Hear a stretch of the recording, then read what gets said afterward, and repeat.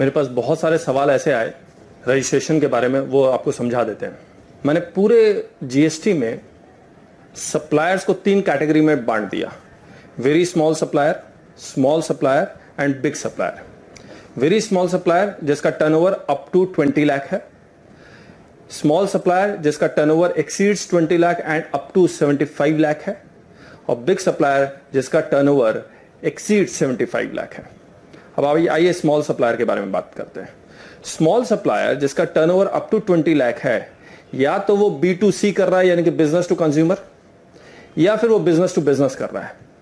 अगर वो B2C कर रहा है तो उसको रजिस्ट्रेशन न ले, उसके लिए फायदा है। अगर B2C कर रहा है तो सामने वाली पार्टी जिसको आप बेच रहे हो उसको तो क्रेडिट की जरूरत है नहीं, ना आप उसका GST नंबर वो दे पाएगा, ना आपके पास है, जरूरत ही नहीं है। तो आप रजिस्ट्रेशन में न जाएं, वही फायदा है आपको। अगर आप B2B हैं, बिजनेस टू बिजनेस, जहां सामने वाली पार्टी चाहती है कि वो क्रेडिट लेना, तो आपको लार्ज डीलर की तरह यानी कि बिग सप्लायर की तरह रजिस्ट्रेशन करवाना होगा।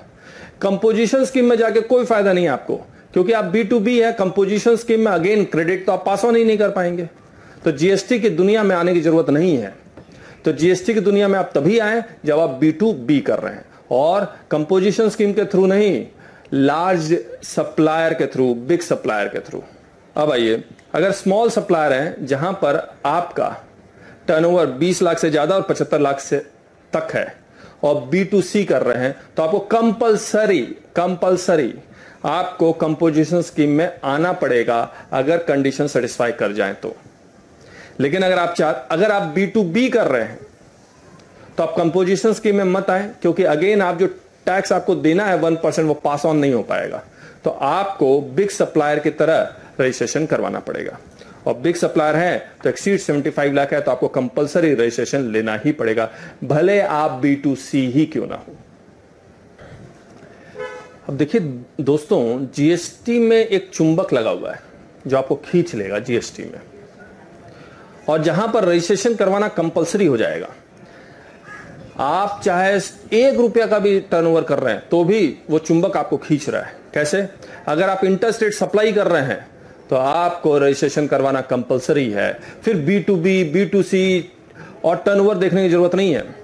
अगर आप ई-कॉमर्स ऑपरेटर हैं, यानी कि अमेजॉन, फ्लिपकार्ट के थ्रू अगर आप अपना प्रोडक्ट बेच रहे हैं, तो आपको रजिस्ट्रेशन करवाना कंपलसरी हो जाएगा, क्योंकि ई-कॉमर्स ऑपरेटर के थ्रू गवर्नमेंट मानती है कि उसमें इंटरस्टेट सप्लाई भी करेंगे आप।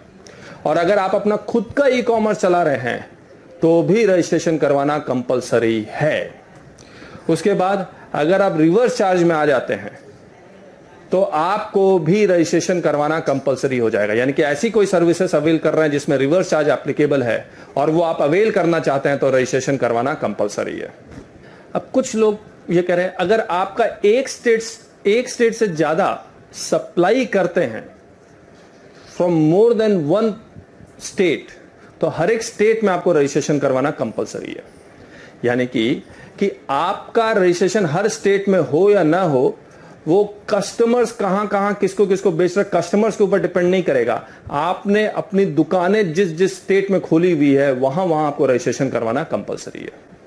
तो अगर आपकी दुकान महाराष्ट्र में भी है और दिल्ली में भी है, तो आपको महाराष्ट्र में भी रजिस्ट्रेशन करवाना होगा, दिल्ली में भी रजिस्ट्रेशन करवाना होगा, बशर्ते कि आपका aggregate turnover Maharashtra plus Delhi को जोड़ के अगर 20 लाख से ज्यादा होता है या फिर 75 लाख से ज्यादा होता है। तो किस केस में फॉलो करेंगे, वो केस तो आपको फॉलो करना ही पड़ेगा।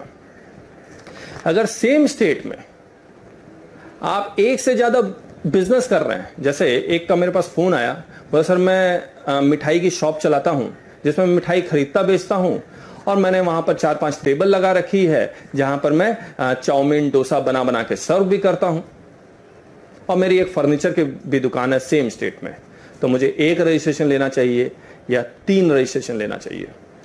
तो दोस्तों, जितने ज्यादा आप रजिस्ट्रेशन लेंगे उतनी ज्यादा प्रोसीजरल फॉर्मेलिटीज आपको करनी पड़ेगी, और एक दूसरे का क्रेडिट, डिफरेंट रजिस्ट्रेशन में एक दूसरा क्रेडिट एडजस्ट नहीं हो पाएगा।